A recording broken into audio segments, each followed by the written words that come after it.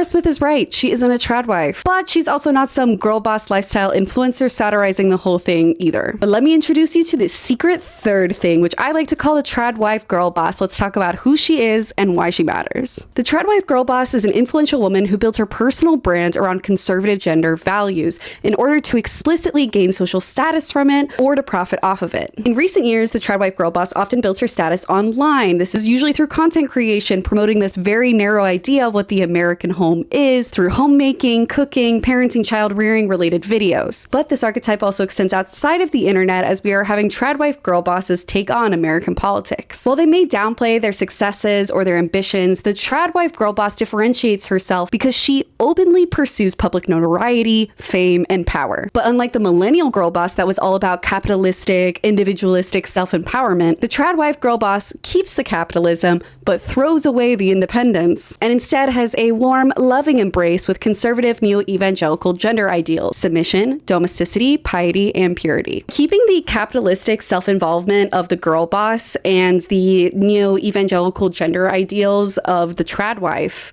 girl boss creates the perfect content because it validates the ideology of those who haven't seen their beliefs in the mainstream while also rage baiting everyone else. For example of how this works, in Nara Smith's Call Her Daddy interview, she talks about how she never intended to do the soft little baby voice that she does in her videos, but instead that this came from this kind of fluke thing where put her baby to sleep, didn't want to wake her baby up, so she did the video in that voice, and people either loved or hated it so much that she started to incorporate it in all of her videos. Whether or not that is true, this is the difference. Nara Smith didn't choose to do this soft baby voice because it aligned with her religious values or it signaled her desire to be seen as like a soft, submissive woman, but she did it because it aligned what people expected from her as this tradwife archetype. And most importantly, and this is what makes her the tradwife girl boss, she acknowledged that out loud. So even if Nara may reject the title of tradwife, which she did in this interview, she sure does embrace the performance of it. And that's why she'll admit that she shifted her persona to more closely align with what the audience expected, because as a tradwife girl boss,